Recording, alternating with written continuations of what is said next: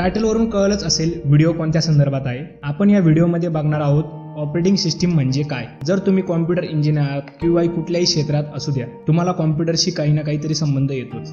तर आपल्याला या व्हिडिओमध्ये आपण हेच जाणून घेण्याचा प्रयत्न करणार आहोत की ऑपरेटिंग सिस्टीम काम कसे करते आणि ऑपरेटिंग सिस्टीम म्हणजे काय. आता तुम्ही हा व्हिडिओ ज्या फोनमध्ये किंवा लॅपटॉपमध्ये किंवा टॅबलेटमध्ये बघताय, तर यामध्ये अँड्रॉइड, iOS, विंडोज, लिनक्स कुठली तरी एक ऑपरेटिंग सिस्टीम आहेच, ज्यामध्ये हार्डवेअरशी इंटरॅक्ट करता. तर तुम्हाला तेथे ऑपरेटिंग सिस्टीम थ्रूच इंटरॅक्ट, तर तुम्ही त्या ऑपरेटिंग सिस्टीमची बेसिक नॉलेज असणे गरजेचे आहे. तेच आपण या व्हिडिओमध्ये बघणार आहोत. पहिले 5 पॉईंट आपण बघूया. पहिला आहे डेफिनेशन, दुसरा आहे स्ट्रक्चर, तिसरा आहे एक्झाम्पल, चौथा आहे फंक्शन, पाचवा आहे classification. So first talk about main part. कुठल्याही गोष्टीची माहिती किंवा लर्न करत असताना आपण डेफिनेशन बघतो. तुम्हाला आपण सोप्या व तुम्हाला समजेल अशा भाषेत जाणून घेऊया. Operating system is most essential system software that manage the operation of computer. So इथे आपण मेन 3 पार्ट बघायला मिळतात. फर्स्ट इसेन्शियल, आणि दुसरा आहे सिस्टीम सॉफ्टवेअर, तिसरा आहे मॅनेज द ऑपरेशन्स. हे 3 पार्ट आहे. तर मोस्ट इसेन्शियल सिस्टीम सॉफ्टवेअर म्हणजे काय. जेव्हा एखाद्या हार्डवेअरशी इंटरॅक्ट करता,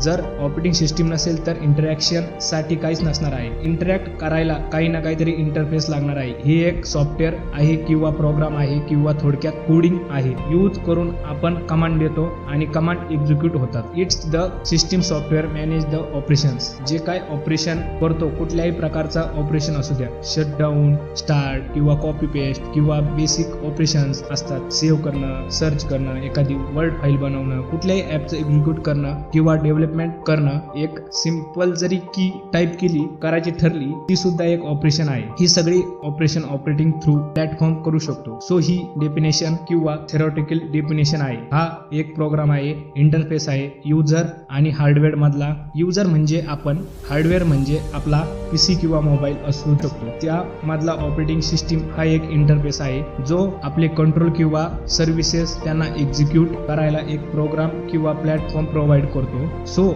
an operating system is a program that acts as an interface between user and the computer hardware and control execution of all kind of program and provides services. So ही एक easy word मध्ये definition म्हणू शकतो. तुम्हाला simple way मध्ये कळतंय की operating system हा एक प्रोग्राम आहे, युजर आणि हार्डवेअर मधला इंटरफेस आहे. आता बघूया ऑपरेटिंग सिस्टीमचं स्ट्रक्चर. मध्ये ऍक्च्युली 4 पॉईंट असतात. पहिले आपण युजर आणि हार्डवेअर हे 2 पॉईंट आपण डेफिनेशन मध्येच बघितले. देन बाकीचे 2 पॉईंट आपण या पॉईंट मध्ये बघूया. Internal hardware. First part is a hardware, म्हणजे जो इंटरनल हार्डवेअर असतो.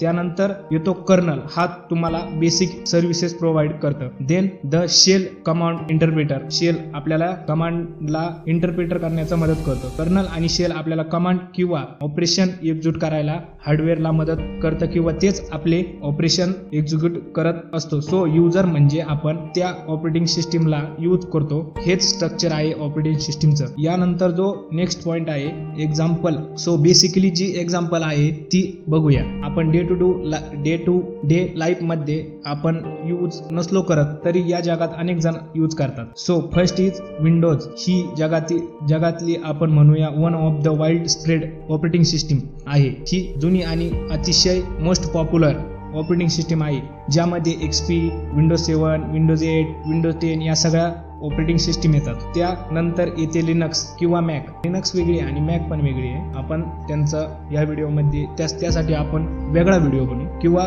डॉस असू द्या, इनस असू द्या. त्यानंतर आपण मोबाईलकडे आलो तर अँड्रॉइड किंवा iOS या सगळ्या ऑपरेटिंग सिस्टीमचे एक्झाम्पल आहेत, ज्यामध्ये आपण हार्डवेअरशी इंटरॅक्ट करतो, या ऑपरेटिंग सिस्टीमला यूज करतो. देन आपण नेक्स्ट पॉईंटकडे वळूया, जी आहे फंक्शन. सो OS ची जर फंक्शन बघितली तर टोटल 7 फंक्शन आहेत. ती आहे, पहिली आहे मेमरी मॅनेजमेंट, दुसरी आहे प्रोसेसर मॅनेजमेंट, तिसरी आहे डिव्हाइस मॅनेजमेंट, चौथी आहे फाईल मॅनेजमेंट, पाचवी आहे एरर डिटेक्शन,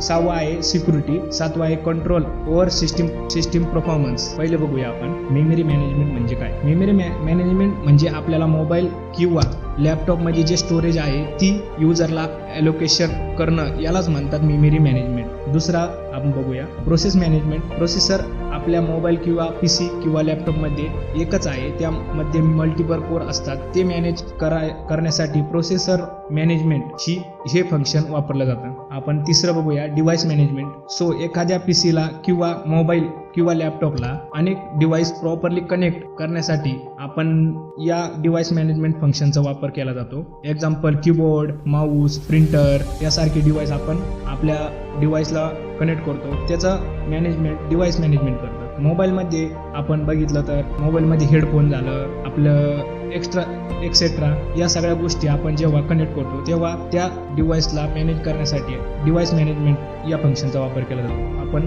चौथा बघू फाईल मॅनेजमेंट. फाईल मॅनेजमेंट म्हणजे आपण मल्टिपल फाईल बनवतो किंवा डाउनलोड करतो, त्या प्रॉपर स्टोअर करण्यासाठी हे फंक्शन वापरलं जातं. त्यांचा ॲड्रेस माहीत करण्यासाठी हे फंक्शन वापरलं जातं. चौथा आपण बघू एरर डिटेक्शन किंवा डिटेक्टिंग. म्हणजे ज्या कुठल्या एरर कुठे आपण आपल्या ऑपरेटिंग सिस्टीममध्ये एरर येतो, पुढं बॅकग्राऊंडला काही एरर आला तर तो एरर डिटेक्ट करायला आपण एरर डिटेक्शन या नावाचं फंक्शन वापर करतो. चौथा आहे सिक्युरिटी.